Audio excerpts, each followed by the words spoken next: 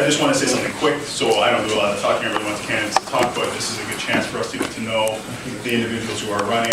You know, we have familiarity with some, not with as much, so I think it's very important, very part of a nice, you know, established democracy, is that we have the ability to have the conversation. The individuals that are going to represent us and that they ask for our support and they tell us why they need our support. So without further ado, I would like to give a hand to our elected and our candidates who are here.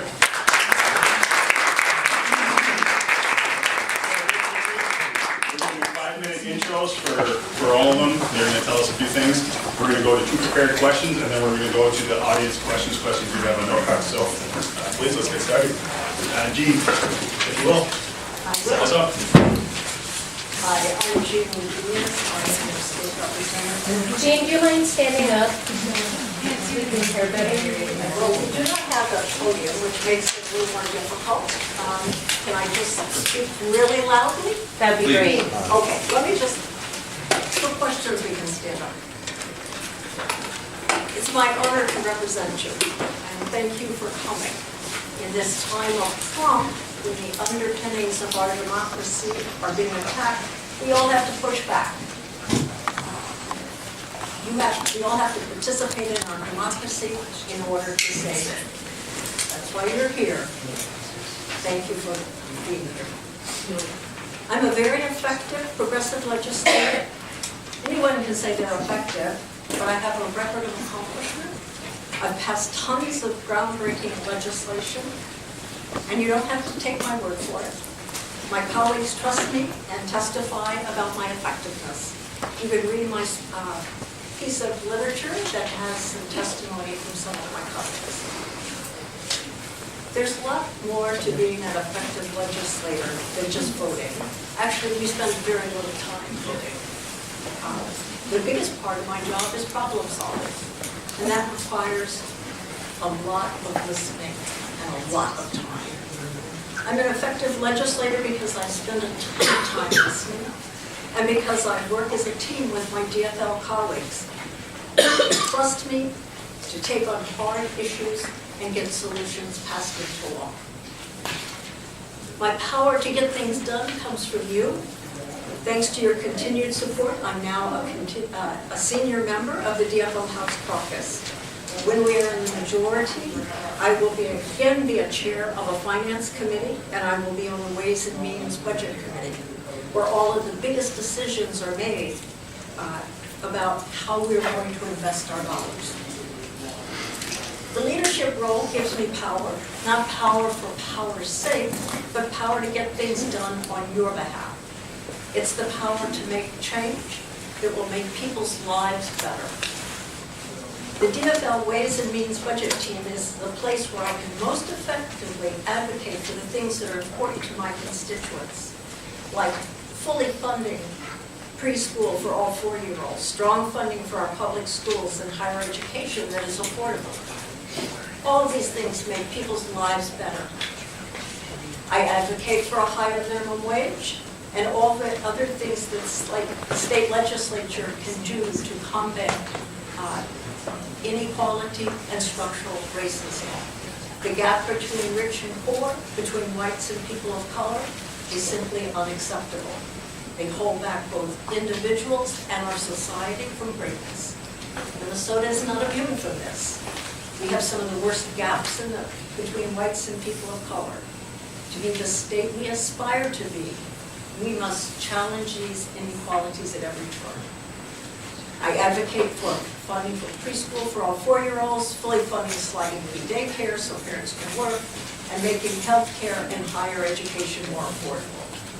I advocate for local government aid to keep property taxes down, because property taxes are not based on the ability to pay. And I advocate for building a transit system that allows workers to commute. If someone can commute by train or bus, they can save about $8,000 a year. All of these things make people's lives better and our state stronger. I never forget that my power comes from you. You told me that you wanted to reduce the power of big money in politics and insider influence in politics. So I committed to you that I would not take money from PACs or lobbies, and I've kept that commitment. Thanks to you and your endorsement and your support, I can be as independent as I need to be, because I don't answer to anyone but you. I challenge each of the women here tonight to make the same commitment that I have made, to not take money from PACs or lobbyists. Getting money out of politics needs to start here at the grassroots. I look forward to our conversation tonight.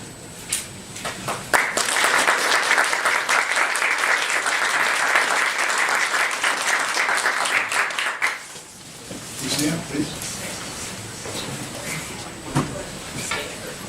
Hello, my name is Husniyah, and I'm one of the candidates for the Minnesota Representative 63B seat.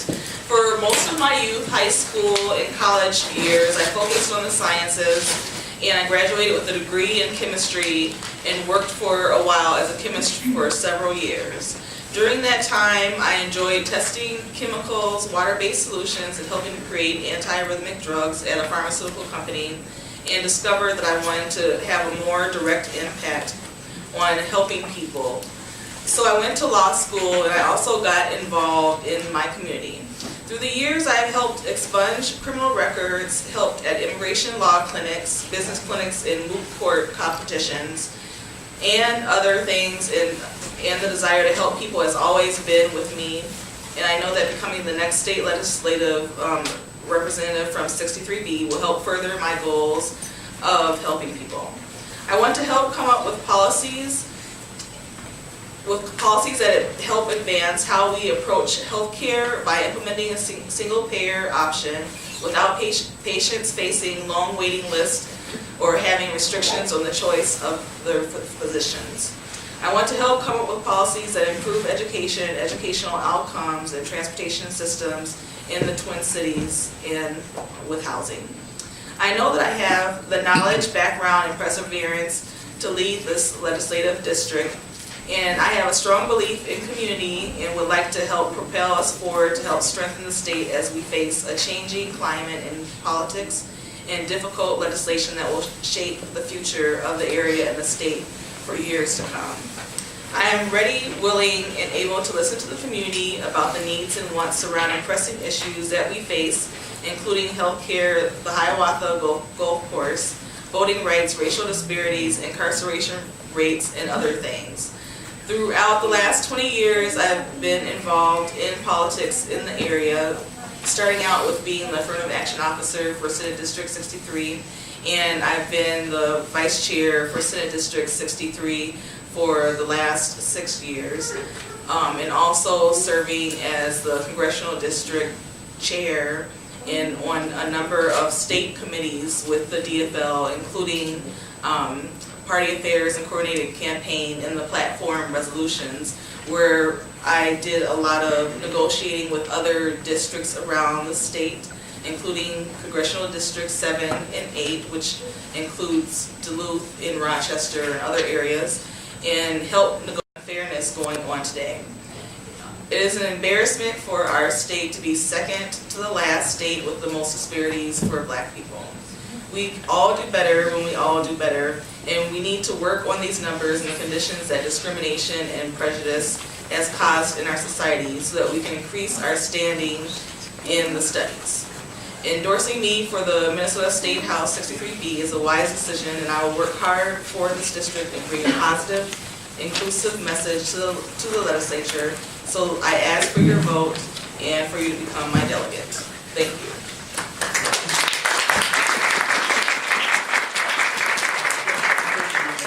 I just want to let everyone know that our Amanda Madison will be timing this, and so she'll hold up a sign that says 1 minute and then 30 seconds. Forgive me, I should have mentioned that from the get-go. But please. Thank you everyone for coming tonight. My name is Leili Fatehi, and I'm running for the Minnesota House in District 63B because I know that by working collaboratively and strategically with community members and with the grassroots, that our district can be more than just a safe DFL seat and we can be more than just a no vote against Republican legislation. We can be an agent of change at the state capitol. We can set the agenda, we can drive the agenda for progress, we can build the political coalitions and power that are necessary to turn our progressive values into real policies. And we can achieve outcomes that will improve the lives of our workers, of our students, of our immigrant and refugee communities, of our communities of colors, and of our LGBT communities. I'm running for the Minnesota House because I want to be a visible and accessible and an engaged legislator who works every day to push us forward towards achieving a cleaner environment, a stronger public school system, a fairer economy, and a more just and equitable and inclusive society. And I believe that I have the vision, that I have the professional and the lived experience, and that I have the motivation to do just that. So I'm an environmental attorney and I'm a public policy professional. I own a public affairs practice that my partner and I started to facilitate collaboration and to catalyze action around issues of social justice and environmental sustainability. So I'm the Sierra Club's attorney on Enbridge's Line 3 oil pipeline. And I'm proud to tell you that I think we're winning that fight. And we're winning that fight not because we have the right legal arguments every time, but because we have built a strong grassroots coalition of environmental activists, of property owners, of community members, and of indigenous tribes. And we have based our legal strategy in that grassroots power. And I wake up every morning knowing that in 8 days when the legislative session starts, that the pipeline companies and the GOP, they will do everything they can to change those very laws that allow for our grassroots efforts to have an impact on policy outcomes. I know it because they've been doing it for years. I was working on behalf of environmental organizations a couple of years ago when they eliminated the Minnesota Pollution Control Agency Citizens Board because citizens were using it to win against big industrial agricultural interest. Last year I fought successfully to help stop the Minnesota Chamber from revising 170 years of administrative law just to give industrial polluters a leg up on members of the public. We defeated it by bringing it to the public's attention because daylight is the best disinfectant against corruption. Now, a major motivating factor for my decision to run for this office is that I know that what is under assault right now at the state capitol is not just our environmental standards, it's not just the right of our workers to unionize or our access to health care or access to education, but the very democratic processes that allow us as members of the public to influence those outcomes to begin with. And for that, we cannot wait until we're in the majority. We cannot wait to just take votes in order to fight that. We need ongoing engagement, we need to activate our communities, and we need to empower our communities to fight these battles and win. Now, this is a safe DFL seat. It is going to be occupied by a progressive Democrat, and likely all of us would be voting the same on a lot of these issues. This doesn't mean that your choice doesn't matter. Quite the contrary, the fact that we can safely elect a progressive Democrat in 63B is a privilege, and as with all other privileges, it imparts responsibility to be used to advance the interests of the underserved. I was born in Iran and I immigrated to the United States when I was 5. A couple of weeks ago I called my dad and I said, you know that if I were elected, I would be the first Iranian woman elected to legislative office in the United States. And his response was, are you sure you want to share that with people? We're in the time of Trump, in the time of a travel ban, in a time when people are afraid of immigrants. And my response was, where I live, my community has elected a black Muslim man and re-elected him to represent us in Congress. We've elected the first Somali woman to legislative office. We have elected not one, but 2 transgender people of color to represent us on a city council. If not here, then where do we create those opportunities and empower the voices of qualified people from marginalized communities to represent our community? I ask you for your support.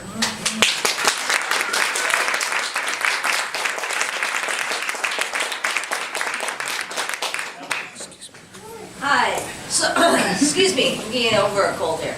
My name is Emily Antin, and I am also looking for the DFL nomination for House Seat 63B. A little bit about myself. I was born and raised here in the Twin Cities. My childhood was actually spent around Lake Nokomis. I lived there until I was about 10 as a field organizer and a canvasser.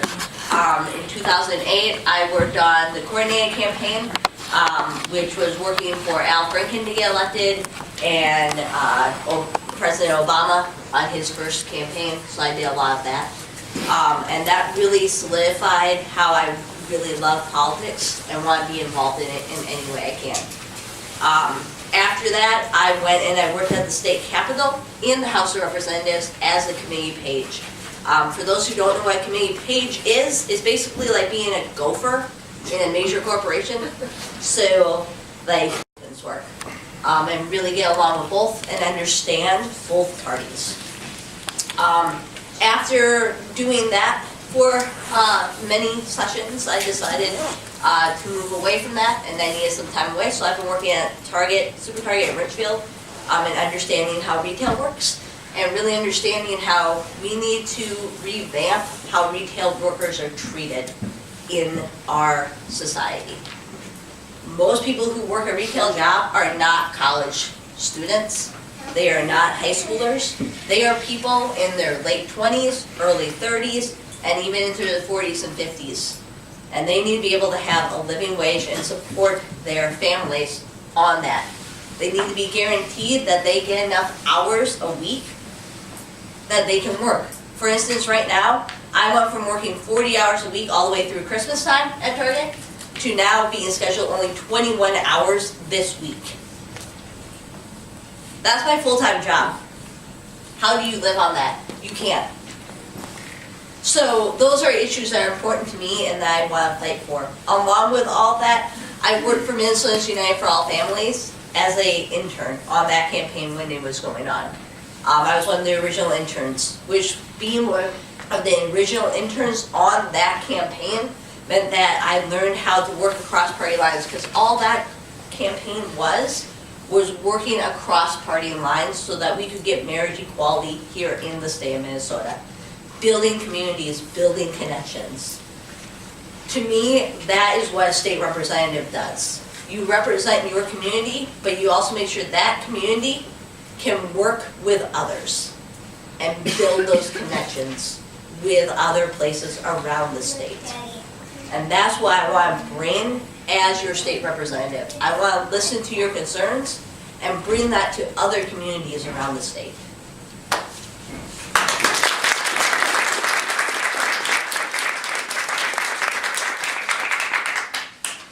For housing a priority in 2014, and that was at the very beginning of our year, and we made that a reality. With my support, funding for housing was again included in the 2017 bonding bill. This year, advocates are asking for $140 million.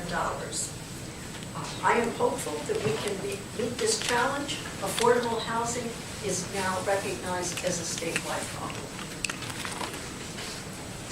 Yeah, please. The most pressing issues that I think our district faces definitely is education and the school system issues.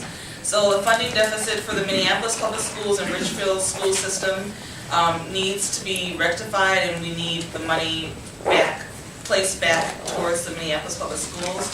That's been cut in the last couple of years, and it needs to come back. The Richfield school system needs additional support and needs help with students that speak English as a second language, and support for children that have additional needs, so clothing, food, stable homes, and the environmental issues that several parts of our community are facing with the water issues in basements and seeping into the homes, and the air quality is also an issue. Transportation and healthcare has been mentioned to me several times when I was doing door knocking last summer, especially in southeast Minneapolis. Several people complained or at least mentioned healthcare as being their number one issue. And for transportation, being able to move and to be more mobile within the district, we are I know in Richfield we're creating additional bike paths that will allow for wider passageways for people that are driving scooters, wheelchairs, etc. to get around. And other people have mentioned that we need additional bus service for people with disabilities. Thank you. Okay, so I think we'll just move to, Leili, do you need me to read the question again? No. Okay, good. So I think some of the things that are unique pressing challenges for our district are also related to some of the things that make our district particularly great. So one of the things is, I mean, the demographics of our district have been changing pretty considerably in recent years. We have a lot more diversity moving into the district, and what that means is at the same time that we have an eye for how to alleviate the existing disparities that exist across the metro and across the state, we really need to be approaching our policy issues in a way that avoids recreating or exacerbating those kinds of disparities within our own community. And I certainly think that that extends to public education in our district. We have a lot of younger families moving in. Often they are the ones that are bringing that diversity with them. I support the use of public dollars for public schools. I have a concern with charter schools draining funding that would otherwise be going to our public schools and eroding the bargaining power of our public school teachers, who I believe are the ones that do right by our students. I also agree that affordable housing is a fundamental problem in this district. Our district is becoming increasingly intergenerational. We have a lot of residents that have lived here for decades on end, and then we have newer people that want to join our community or moving in. So we need to have a focus with affordable housing on both how to allow people to age in place and be able to live in the homes that they've owned for years, while having, also access to affordable healthcare and transportation to be able to get around, while at the same time also with an eye for how do we create affordability for those who seek to join our community. Finally, environment. Environment is always going to be an issue, especially in an area that is impacted as downstream of Mississippi River. Resilience to climate change and water pollution and all of that is always going to need to be a priority. For me, I look at it as everything equating to equality. So to me, like all the issues that are facing our district, they are issues that affect how we treat people and make sure they're equal. So, for instance, we need to refigure out our education system, because our education system is lagging. It's not producing the next generation of workers that we need. So what are tools that we can give the schools so that they can actually be, when you graduate high school, you can actually get a job right away, which used to be the case. And now it's not. You have to go to a 2-year technical college or a 4-year degree. And that's not for everybody. So what tools do we give our K-12 system so that that person graduating at 18 can go get a job if they don't want to go to a technical school or a 4-year degree program. The second thing is we need to look at healthcare and how that works in our district. I live right by the VA, and how much of the time is the VA overlooked in our district? What are resources that we as a district can make sure we're bringing in to the VA and giving to our vets who live in this district? We have a lot of veterans who live here, and a lot of military people who live in our district because of the base being right here. And we need to figure out how do we provide that to them. So to me, those are the two pressing issues based on where I live in the district that I see a lot and I hear a lot when I talk to people.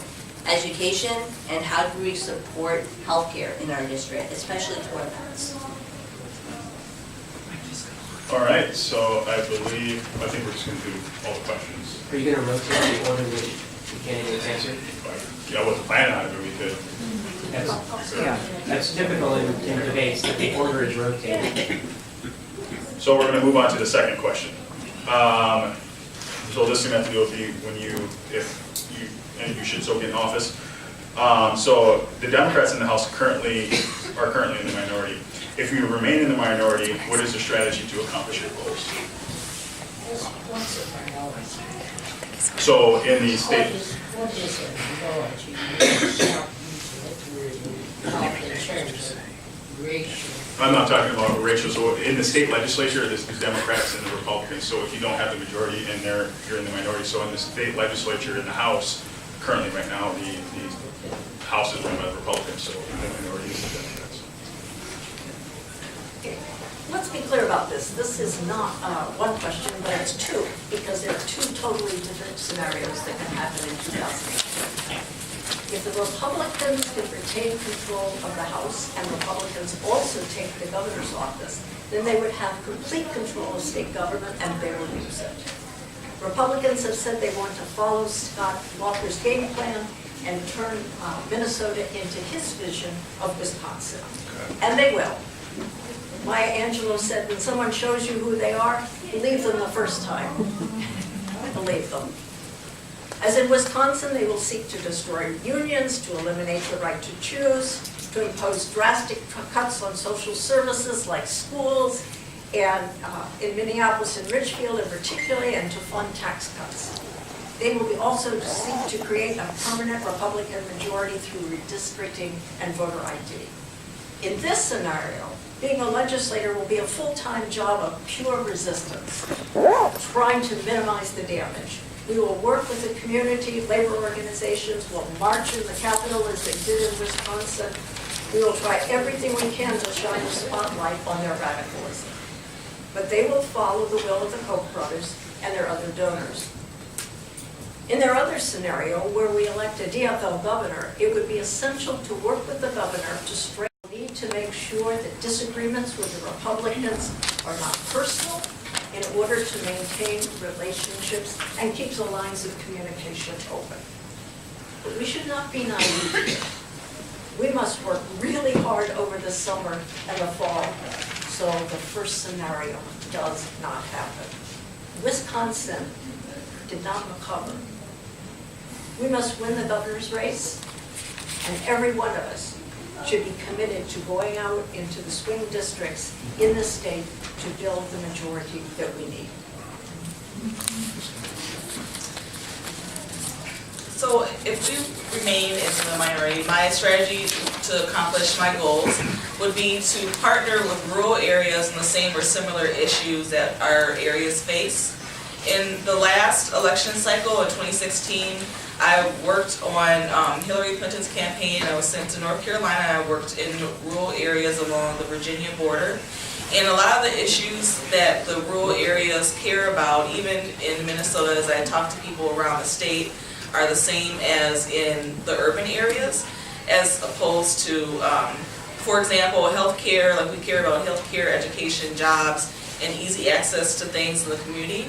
I have experience working with delegates from the labor unions when I worked with the Minneapolis Regional Labor Union to get some of the areas that do not care as much about some of the things that we were trying to push, like $15 an hour. I was at the Minneapolis City Council chambers when we were working on passing that, and when on the day that they passed it, and working with them on about wage theft and negotiating between the rural delegates and the urban delegates on kind of getting them to see that they should care about these issues, because these issues also impact their communities in other types of ways. In rural areas, some of the same issues that they have are definitely with housing. There's a lot more trailer parks, and there's a lot of jobs that have gone overseas, and so that has eliminated job options, which means that the people cannot afford their housing and their health care. And so I would work with the legislators from those areas, those affected areas, and make sure that we're on the common ground and work for the same issues, since both the urban and the rural areas have similar issues. So, right now that the DFL is in the minority, what is it that the Minnesota GOP is doing whenever they want to pass legislation that impacts people's rights, scales back or rolls back environmental standards, whatever it may be? They cram the policies into these giant omnibus bills that they introduce at the last minute. They force them through conference committees in the middle of the night with no public notice, and then they shove them out onto the floor, in a matter of giving a couple of minutes for there to be a vote, and no one has ever read it or has never seen the light of day. Why is it that they do this? It's because they know that if the public saw what it is that's in these bills, they gave people a moment to understand what is in the legislation and what the impact would be, that they wouldn't get elected to office the next time. Even when we're in the minority, it doesn't mean that we're powerless to do anything for the next time around. And one of the most powerful things we can do, and what we've been seeing some of the newer members of the legislature doing a lot of action, is around building the base and the political power that is needed to both show resistance when bad legislation shows up and push forward progress on the kinds of legislation we would like to see. Legislators can be a fantastic conduit for getting the work of community members and the grassroots plugged into the legislative process so that it can have an impact on outcomes. Without that conduit, it's very difficult to turn grassroots power into actual outcomes. That, as somebody who works at the Capitol as an advocate, has been a fundamental frustration for me. The fact that we often show up and our DFL legislators may say to us, well, we're in the minority, what do you want us to do about it? And please. All right. So I'm kind of with Jean. There's two scenarios here. There's the scenario where we have the GOP governor and we have us still in the minority. And if that's the case, we need to find those common grounds that we can build on and try to suppress anything that isn't going to help our state. And that's our job as a minority, is to suppress those. Everybody to be like me and Jean, make sure you're out there door knocking. Make sure you're doing it. We need to do it, especially in districts that aren't ours.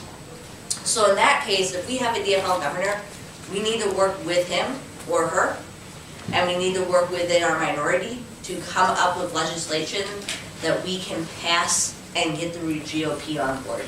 Because there are ideas that we both have, and we've lost the idea of compromising and working and showing that those are good ideas. And we need to show it. And that's just me being an optimist. I'm just an optimist that way. So. All right, so I think actually that question dovetails nicely into the next set of questions that I'm going to ask. We're going to start with you, Husniyah, next. So, if elected or re-elected, what committees do you hope to serve on and why? And to combine the question, would the House Ways and Means Committee be one of the committees that you would like to serve on? And please describe the role that you would think of the House Ways and Means Committee. So if elected, the committees that I would hope to serve on definitely would have to do with housing and education and with healthcare. And I would hope to serve on those in order to lend my voice to equalize the playing field of the policies that are being placed before me. For kind of like it was mentioned before, for a lot of the bills, there's other things that are tacked on last minute or at the end of the bill or buried in the bill. And I would like to help kind of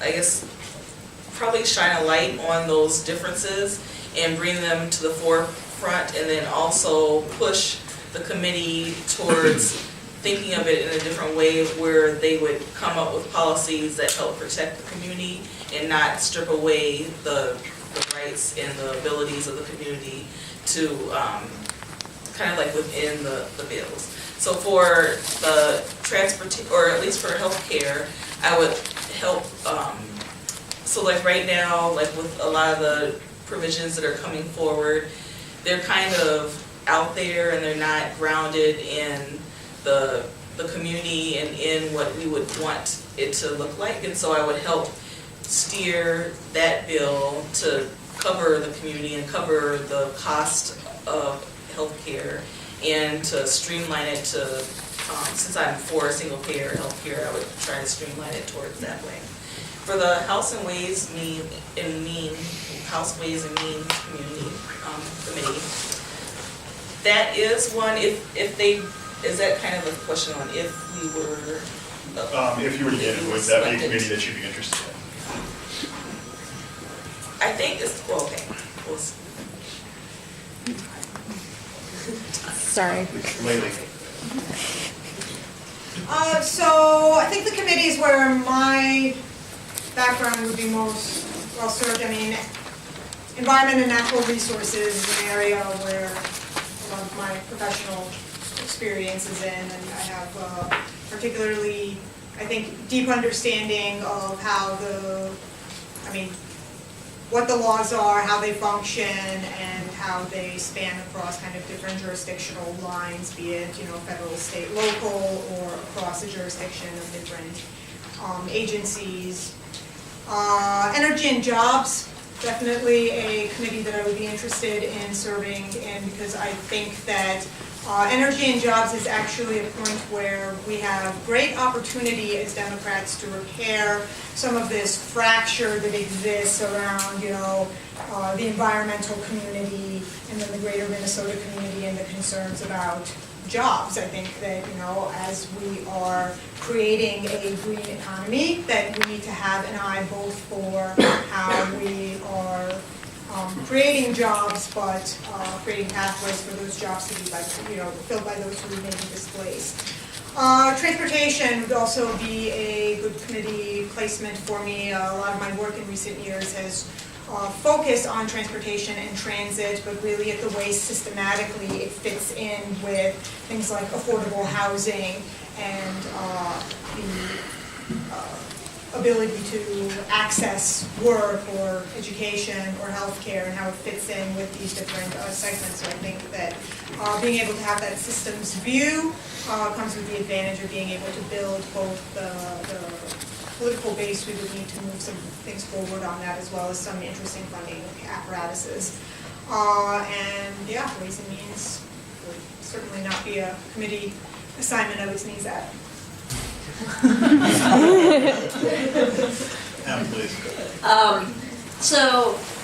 I would look at it as my number one would be education. Having been committee page, most of the time I was actually committee page for education, policy, and finance when I was committee page. So I understand the workings of that committee and how it works, and what the issues are brought forth at that committee. So I feel really comfortable being a part of that committee.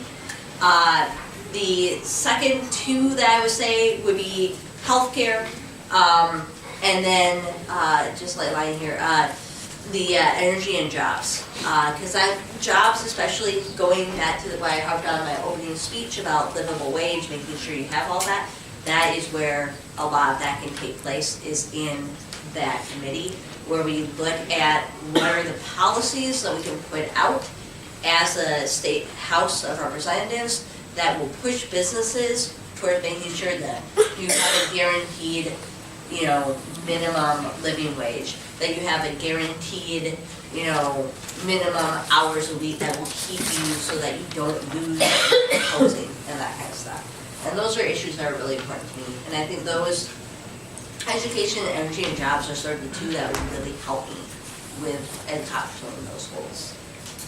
In terms of Ways and Means, I think anybody would never start on being a part of that committee. It does really important things in the State House of Representatives, and you would be foolish not to serve on it. Okay. Right now, I'm the DFL lead on energy, both policy and finance. And if we go into the majority, I would likely chair the energy committee. There are a couple of things that I want to do in energy. One is we had so much rollback last year in solar energy. The Republicans were actually sabotaging solar, particularly rooftop solar. The Koch brothers and their friends do not like rooftop solar. So we did a lot of rollback there. We've got to turn it around and go forward. The second thing is, we can make wind and solar far more resilient if we have a lot more energy storage. And I have developed at least 5 energy storage bills for this coming year. What I want to do, the Republicans aren't going to hear them, but what I want to do is to be able to say, this is where the Democrats would go if we were in the majority. So that's what, and of course, if I am chairing energy finance, I would be on Ways and Means, and that is where I can do the best work for you, because Ways and Means does wrestle with it. It's a good DFL team. We wrestle with how do we allocate all our state's resources. The third committee I would opt for, you usually get 4, and I don't know about the fourth one right now, but it's the legacy bill. And the legacy is the constitutional amendment that you voted for that gives 3/8% of sales tax money for the environment and the arts. Well, right now, water, we desperately need some oversight of that money.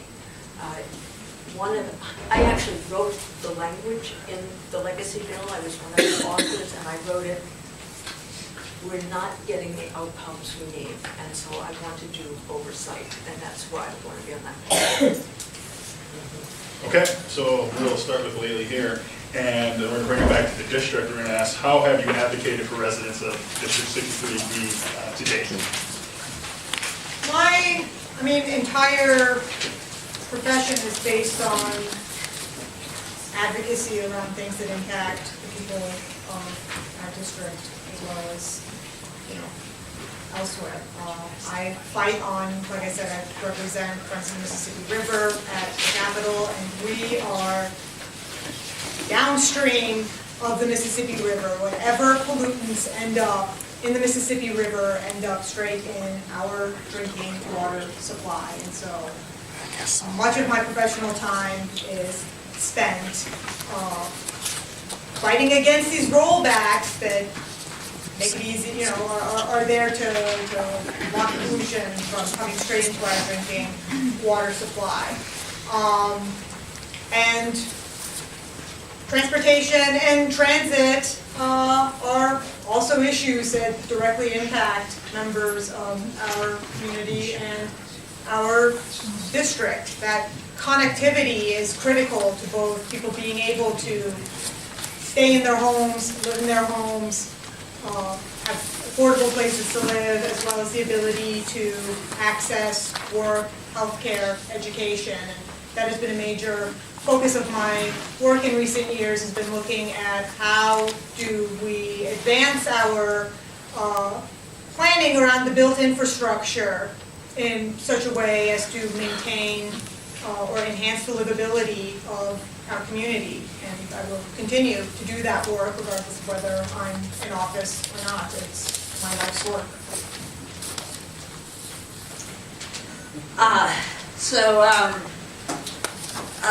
Well, twofold on this. The first thing is when almost immediately when I moved into my house, which is right in the Nokomis East neighborhood, I started getting involved with the Nokomis East Neighborhood Association, which is one of the larger neighborhood associations in House District 63B. And part of that was, it was during a time of transition and turmoil, that was a part of it. But part of that was reaching out and working with city officials and finding out about all these programs that we have in the city of Minneapolis, and really getting involved in that and bringing that infrastructure to that area of the city, which does get overlooked quite a bit for a lot of different things. Part of that was I ended up finding out about the Pedestrian Advisory Committee for the city of Minneapolis, which is, if you don't know about it, it's a great committee. I recommend looking in, serving in it if you live in Minneapolis. It basically goes over safety of our roads. How do we make roads safe for pedestrians so that they can walk to work? Making walkable communities, making sure that our roads are up to code so that pedestrians can get to where they need to go and be safe. So to me, every single day when I went there, it was bringing the concerns of what I saw in my community and around Lake Nokomis that needed to be addressed by that committee and by the city councilman of the state of Minneapolis. So that's what I've served in the last 5 to 6 years, have been doing since I've lived in this district. Gene? In my opening statement, I talked about all the things I would be advocating for, but going forward, I want to bring up 3 things that will be a little more specific. We are getting $47 million from the Volkswagen settlement, and I am advocating, along with Fuli, who is in North Minneapolis, who sits next to me, he's a new legislator. We have some of the very same problems in our district that he has. We have freeways going through our district, which means we have air pollution.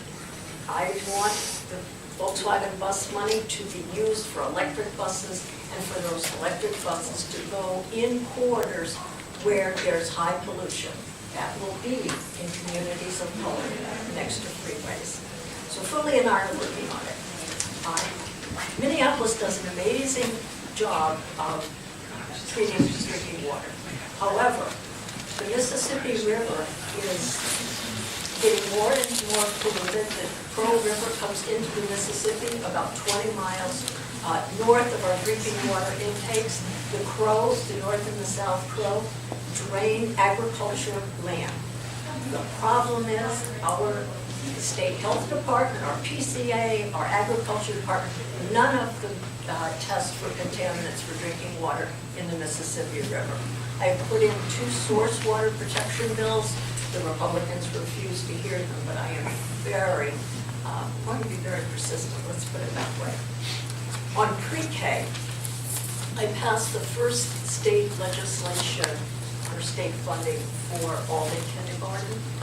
And now we're only doing, and it took a while to get the rest of it. We've got to move a lot faster on pre-K.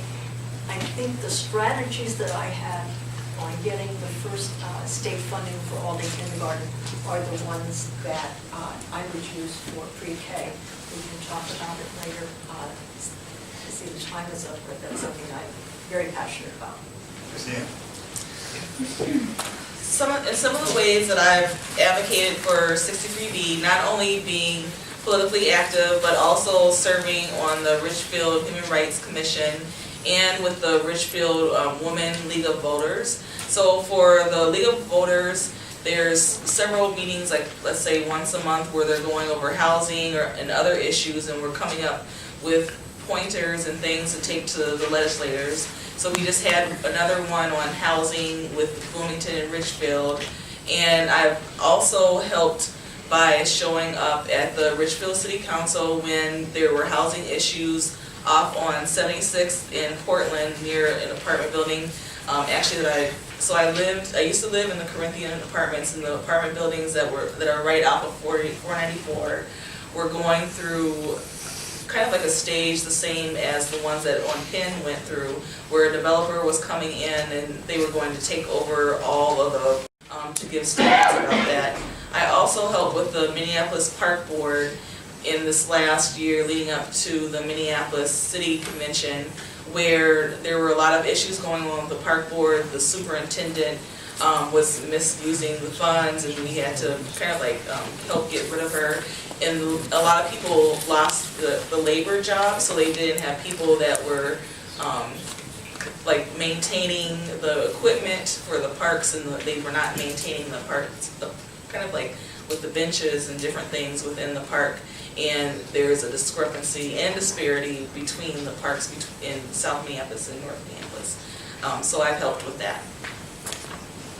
Okay, so I think we will move on to the next question, and then we'll start with you on this one. So I'm going to combine 2 questions here. So as a Democrat, what were your approach to lawmaking and diplomacy in terms of interpersonal relationship building? What would that approach be to represent outstate greater Minnesota progressives who are represented by Republicans? So my big thing is we need to build a community police force again. And I think that's something that anybody can get around, regardless of if you live in the city or whether you live in a rural area. We need to develop a way for, I'm kind of with Mayor Fry on this one, who just was elected to say Minneapolis. We need to be able to have it that you know that officer who's coming into your community. They have a regular beat. The more that we know our law enforcement, the more that we get to relate to them and they aren't just somebody there, the better they're going to be able to serve us. And those of us who are discriminated against based on color, religion, creed, sexual orientation will be able to feel comfortable approaching them. The more that you take away those barriers that have been artificially created, the better our law enforcement can be to serve us and we to work with our law enforcement. Repeat that question. Absolutely. I'll pull it back up. So combining two questions, as I said, and so as a Democrat, how do you plan to represent? So basically, combining with the question I was asking about your lawmaking and diplomacy in terms of building interpersonal relationships, how do you plan to represent out-of-state greater Minnesota progressives who currently have a Republican right now representing them? I spent the 2012 election working for Jay McNamara, who turned out to represent the most western district in Minnesota. It was huge. It started at Breckenridge and went all the way down to the beginning of the Minnesota River and came quite far east. So door knocking for him, I learned three things about outstate Minnesota. A little different in this last election when I door knocked out there with Trump on the agenda. But then there were three issues that were really important to people. One was access to health care. People were having to drive much too far to get to health care. The second one was funding for education, and the reason that was so important is those communities just socialize around what's going on in their schools. And that's all to the good. The third thing that folks will worry about is losing population in their small towns. Listen to those first two issues. They're issues that we have right here in this district. They're the identical issues.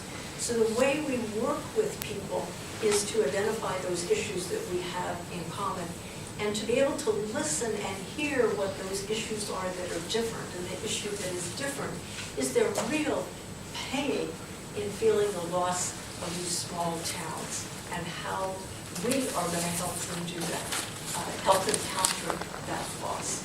One of the ways we're going to do it is with the governor's bonding bill. He has put in a ton of money, $167 million for outstate infrastructure that will actually go to, in the main, small towns to keep up their infrastructure. And that's just for water and sewage, which is one of the reasons these outstate communities are having so much trouble.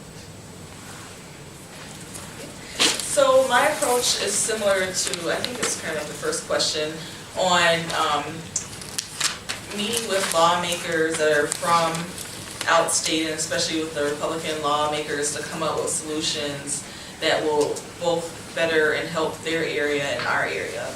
Definitely the outstate Minnesota is having issues with healthcare, just like a lot of states across the United States. A lot of clinics are closed, closing down. People have to drive 50 miles and over in order to make it to the next hospital, and they're having heart attacks.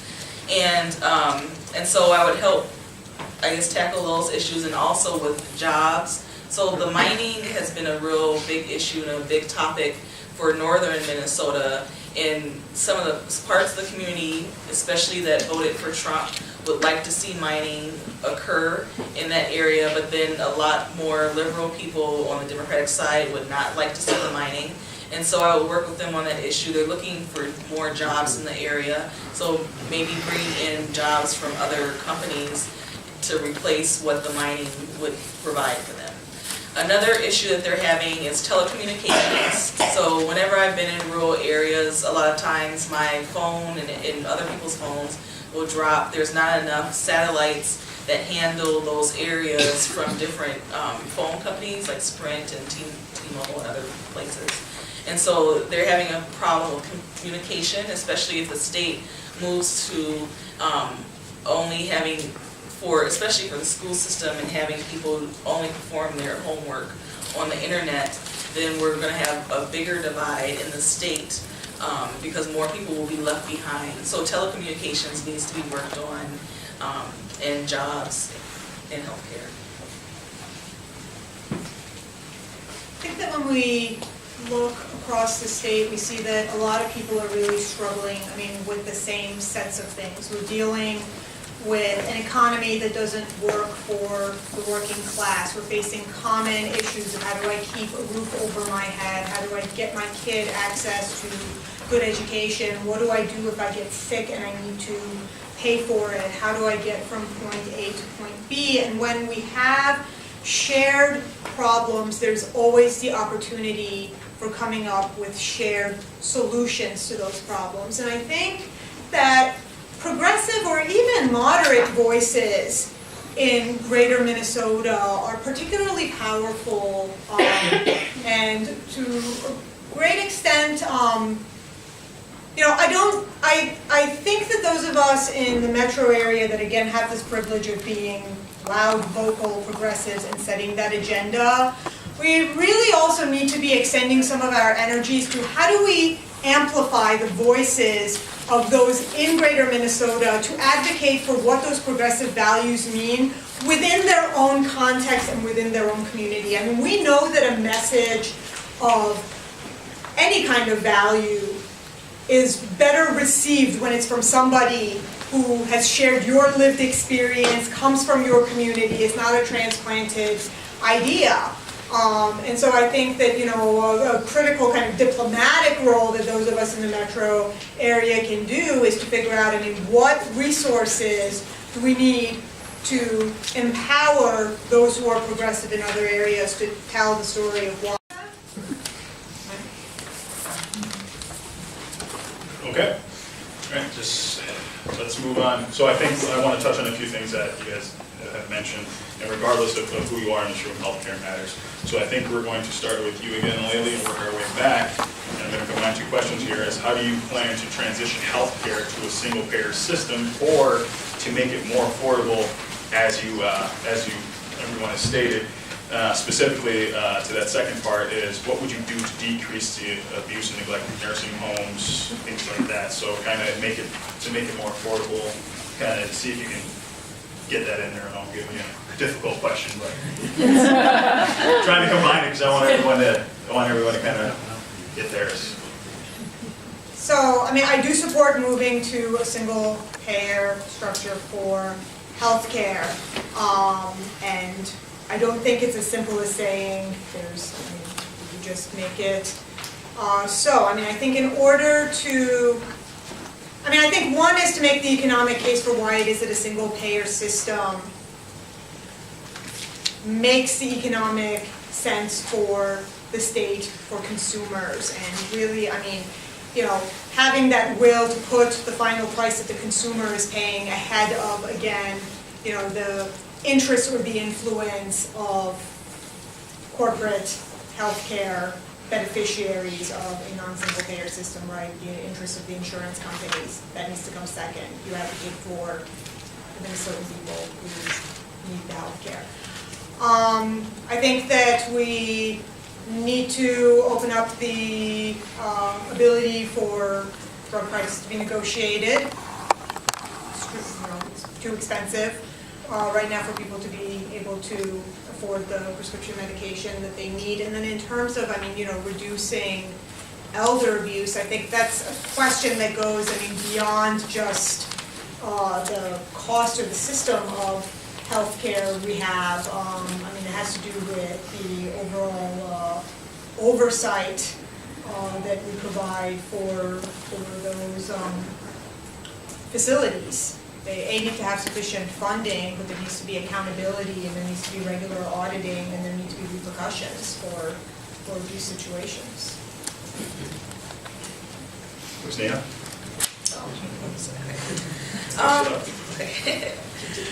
So definitely transitioning to a healthcare system, to a single payer healthcare system would definitely take some shifting of things and resources around, because they're a little bit different, and even countries that provide healthcare for all of their citizens, they run into a lot of the issues where, kind of like what I mentioned before, like long waiting lists and having restrictions in the choice of physicians, and with the cost of the prescriptions. And so I think definitely in coming up with new legislation that could be geared towards a single payer system, I would look to some of the health insurance companies and the money that they have in their reserves, because there are several healthcare insurance companies that have billions of dollars in their reserves and they're not touching that money. And if they could release some of that money back to the public that they received it from and put it back into the system, I think that would help alleviate some of the pressure of the healthcare system. Definitely I believe that we should have better and affordable pricing for prescriptions. I've seen a lot of, even some of my friends that have had large bills for diabetic medication and other things.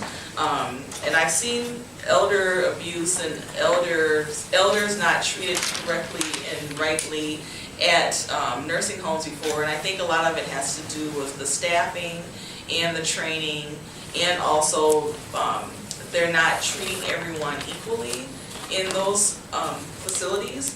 And so even though for the state there's a rating system online that you can look up on, on the housing, there's still a lot more that needs to be done, and definitely with adding more staffing and more training would help with that.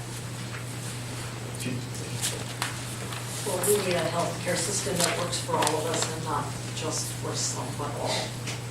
Everyone should have the same access to quality care, and that quality care should not depend on age or income or health status. I am very proud to have been endorsed by the Minnesota Nurses Association. The nurses are leading us on healthcare for all. I think we have to have some principles as we look at a new healthcare system, and I'm just going to list a couple of them for you. There has to be incentives for continuous improvement in the quality of healthcare. There have to be incentives for prevention. It's not in our healthcare system right now. And we have to make sure we maintain good, close relationships between a patient and a provider. To the nursing home question, the nursing homes would like to shift the burden of proof for their wrongdoing to the state. You come in and check us out. What we should be doing, I think more proactively, is saying, we're going to take your license. You've got to govern yourself. And if you don't govern yourself better, we're taking your license. It's not, though, enough just to look at abuse in this way. We have got to look at who is doing abusing, because almost surely the abusers were abused as children. We don't do the kind of prevention of child abuse that we need to do. There is a super great group at 48th in Chicago that works for protecting children who have been abused. They want some money to do prevention.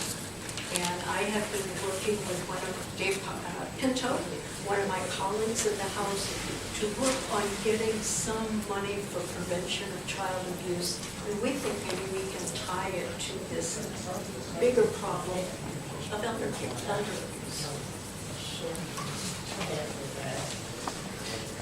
All right. So in terms of healthcare, I am for expanding Minnesota Care, which we already have, and it works quite well for those who make less than $20,000 a year as an individual. I myself have been on it, so I know how it works, and it works very, very well. And I think by its area, there's 2 or 3, and they have to work and compete for consumers like we already have right now. And so it's a transition period that way. We still keep what we know, and then we're able to regulate it by the state by doing this. Eventually, we can take that system and move it into a single payer system and figure out some of these problems that are going to occur if we don't take the time to solve it. In terms of elderly abuse in nursing homes, that's something that, we need to look at what is causing it, and we have to be proactive. The abuse will never stop unless we stop the causes that cause abuse to start. And so we as a community need to figure out how do we prevent it so that it stops. And then when we see it, we need to take away those lessons, and we need to say, we're not going to let you operate because you have abused people. All right, thank you. So I'm going to go to a question. Can we just to be conscientious of time, let's Yep. do one more? Yep, 90-second answers? Yeah. So we're going to go to the 90-second answers. I don't want to touch on something that's a big issue for the district. What should be done about the water issues at Lake Hiawatha, like golf course pumping and water table affecting nearby housing? And I think that we'll start with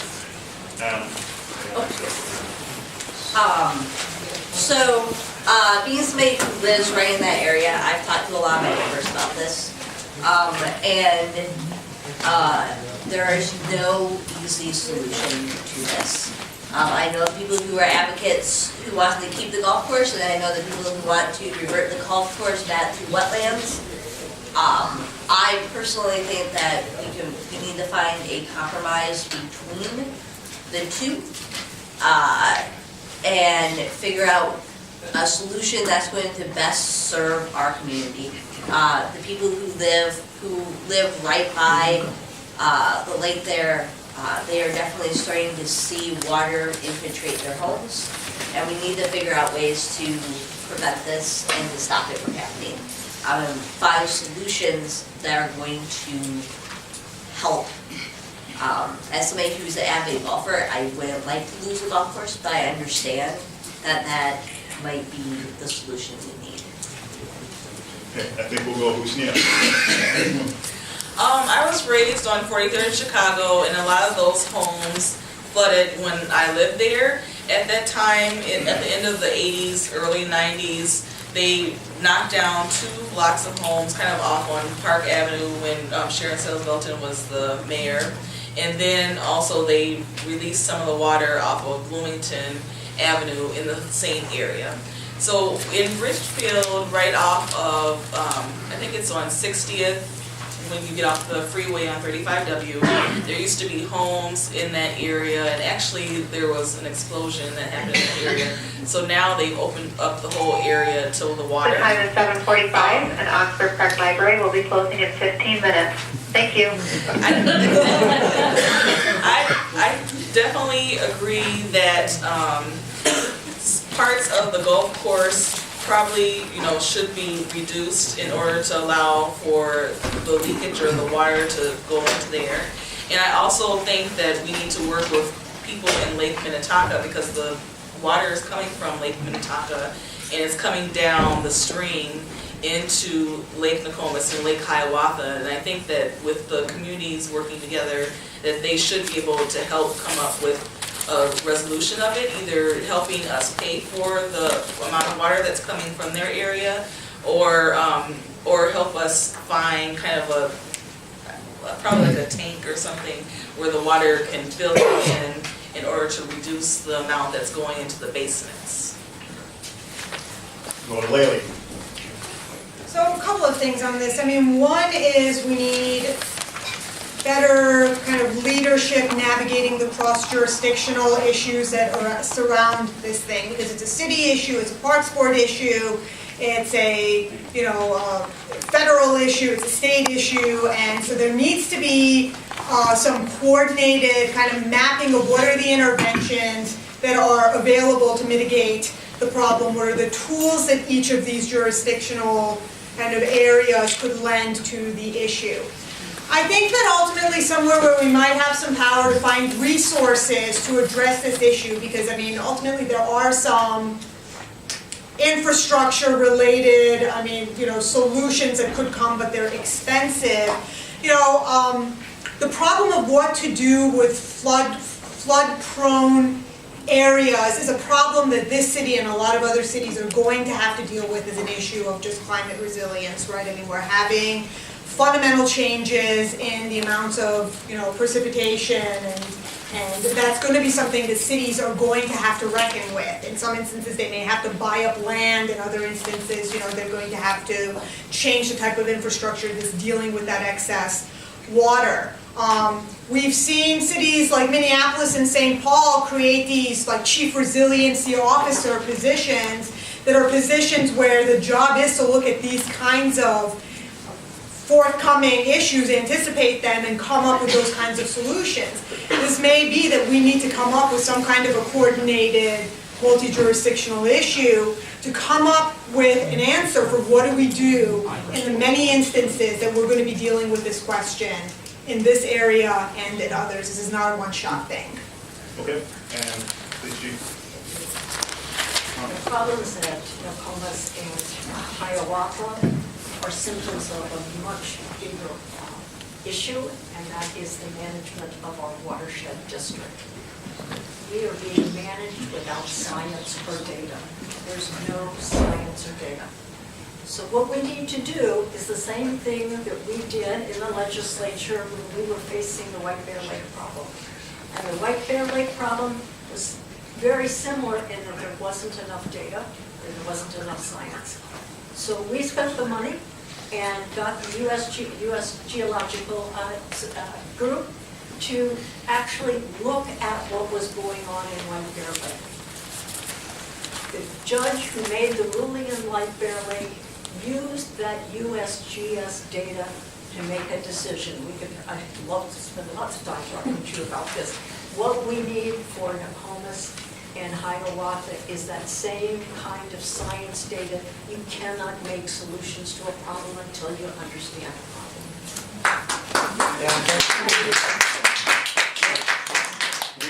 Tom, forgive me, I was able to get all the questions with a lot of questions, tried to combine them the best I could, but finite amount of time doesn't allow all questions to be asked. So I apologize for not getting to them. I think we're going to do we're going to go 2-minute statements, closing statements from each individual, each candidate, and I believe that we will start with this one. Well, I'd like to thank everybody for attending the forum tonight and for listening to all of us in our statements. Again, my name is Husniyah and I'm running for the Minnesota State House 63E. I'm a lawyer and advocate and community organizer, and I've organized in multiple communities and with multiple people across the state. And I know that as your state representative and state legislator, I'll be dedicated to the community and hearing community concerns and taking them into consideration and talking with other people around the state and other people that I need to in order to District 63 Convention. Thanks.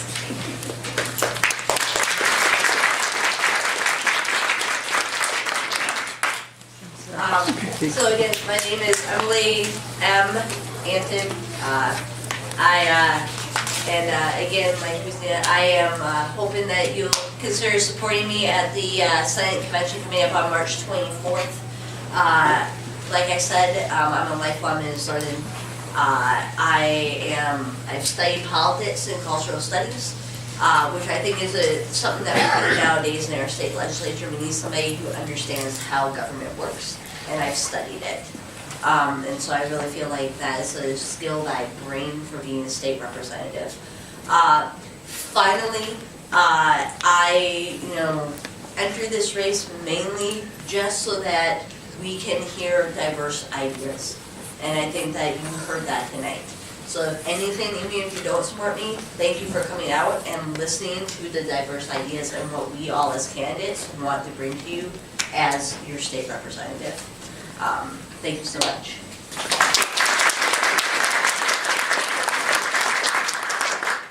Thank you all for coming out. I think, what I'll leave you with is that I think that in the best of times or in the worst of times, one of the most consistently the effective way to govern is to govern in partnership with community and to govern in partnership with the grassroots. And we know that the strongest and the tallest grass grows in the ground that we take the time to cultivate. And it's that cultivation of the relationships with the community members, doing that work to empower members of the community to have access to what's happening at the Capitol, to have a conduit for bringing concerns to the Capitol, and for amplifying those concerns and delivering outcomes is the approach that I hope to bring. Again, I aspire to be more than a safe DFL vote. I aspire to have more than just an aspirational approach, but to show up every day and work collaboratively, strategically, to push us forward in the right direction. Progress means making that forward movement on an ongoing basis. And that's my commitment, and I ask for your support.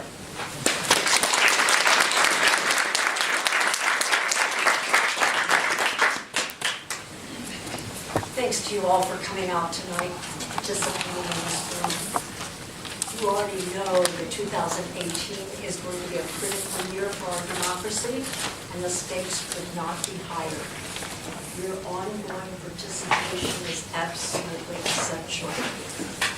I encourage you to read my brochure, my website, contact me by phone or Facebook or text.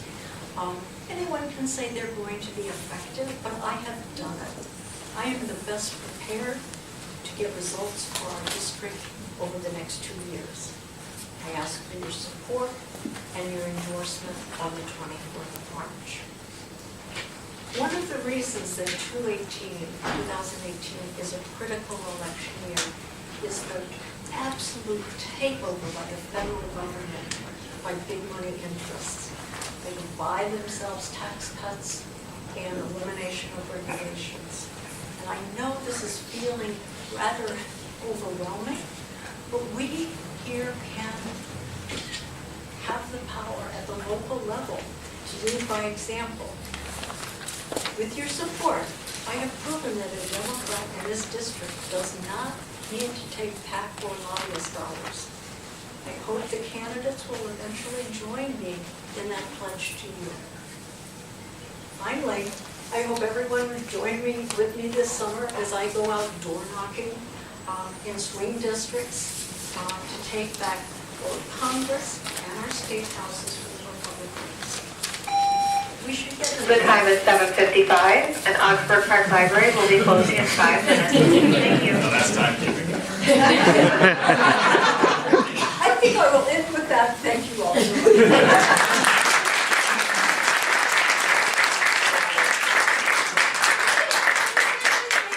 Respond to this issue of whether we plan to take money from PACs and from lobbyists. If we can Because I do this want very quickly, to, clarify that I have similarly no intention of taking money from any PACs or lobbyists, and I'd like to hear whether, there's a concern about that. I have no intention of taking from lobbyists or PACs. Yeah, I don't plan on doing that either.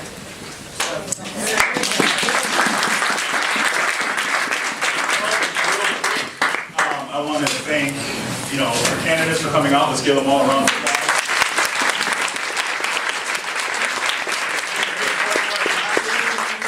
Just real quick, I want to thank Amanda. I want to thank Dave. I want to mistake. It's Jason Murray. Jason was here. Yeah, regardless for setting this up, Eric, I want to thank you for your advice. We have a few housekeeping issues, remember. I